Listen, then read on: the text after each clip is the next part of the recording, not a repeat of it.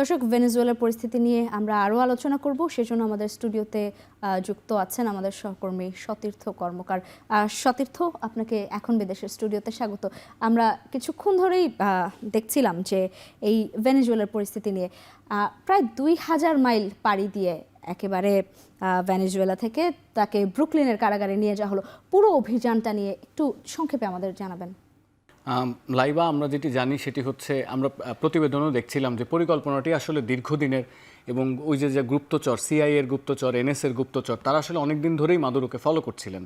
তার গতিবিধি, তার খাদ্যাভ্যাস, তিনি কোথায় যান, তিনি কোথায় বিশ্রাম নেন, এগুলো।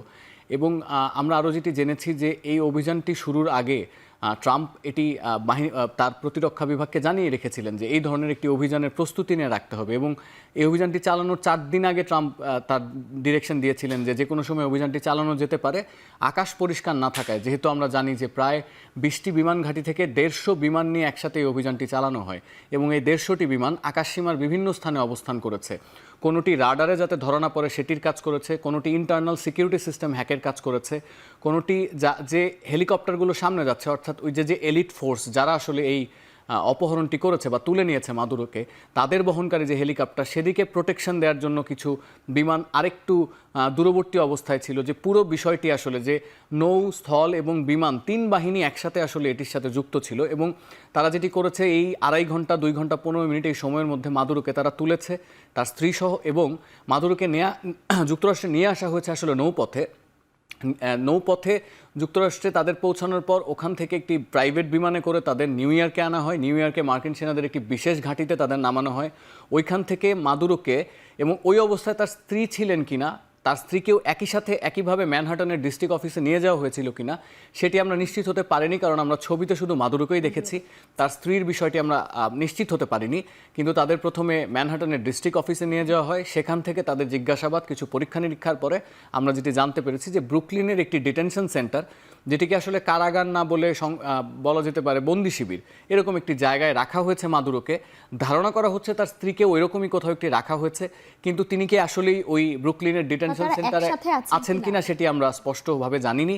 এবং আমরা এটিও জানতে পেরেছি, প্রথমে বলা হচ্ছিল যে মাদুরোকে আসলে কোর্টে সাবমিট করা হবে সম্ভবত আগামী সপ্তাহে, 1 সপ্তাহের মধ্যে তাদেরকে তোলার কথা ছিল, কিন্তু শেষ মুহূর্তে আমরা দেখলাম সিবিএস নিউজ বলছে যে আগামীকালকে, অ্যাজ আর্লি অ্যাজ মানডে, আগামী সোমবারের মধ্যেও আসলে আগামীকালকেই ম্যানহাটনের ডিস্ট্রিক্ট কোর্টে মাদুরোকে উপস্থাপন করা যেতে পারে, এবং কালকেই আসলে তার বিরুদ্ধে যে মাদক পাচার এবং মাদক সন্ত্রাসের যে নেটওয়ার্ক, সেটি তিনি যেমন হোতা, এই নিয়ে যে যুক্তরাষ্ট্র আসলে 2020 সালে তার এগেনস্ট একটি মামলা করেছিল, সেটির শুনানি আসলে হতে যাচ্ছে খুব দ্রুত। আমরা যদি এই খবর বা সিবিএস নিউজ যেটি বলছে সেটি বিশ্বাস করি, তাহলে আগামীকালকে আসলে আমরা মাদুরোর ট্রায়াল শুরু হচ্ছে এটি দেখতে পাবো। লাইবা, সতীর্থ, আরেকটু আমরা জানতে চাইছি, এই যে হঠাৎ করে এভাবে যে তুলে নিয়ে আসা হলো বলছিলাম, ভেনেজুয়েলার পরিস্থিতিটা কেমন হতে পারে, আসলে সাধারণ জনগণ কিভাবে প্রতিক্রিয়া দেখাচ্ছে?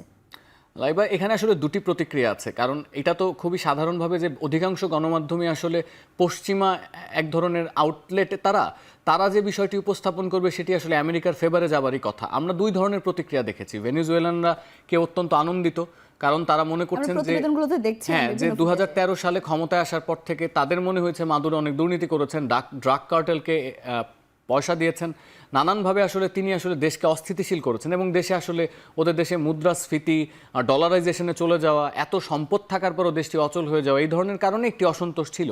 কিন্তু দেশের একটি বিরাট অংশ আসলে মাদুরোর থেকে বেশি দেশের সার্বভৌমত্ব নিয়ে প্রশ্ন করছেন। আপনি যেটি বললেন যে এইভাবে কি উঠিয়ে নিয়ে যায় কিনা, আন্তর্জাতিক আইনে কি আপনি আসলেই পারেন যে জাতিসংঘ বা বৈশ্বিক কোনো সংস্থাকে আপনি অবহিত না করে একটি দেশের আন্তর্জাতিক সীমানা ইনভেট করলেন, করে সেই দেশের প্রেসিডেন্টকে, ফার্স্ট লেডিকে আপনি অপহরণই করলেন একরকম, এবং আপনি কাউকে কোনো জবাবদিহিতার মধ্যে নিয়ে গেলেন না।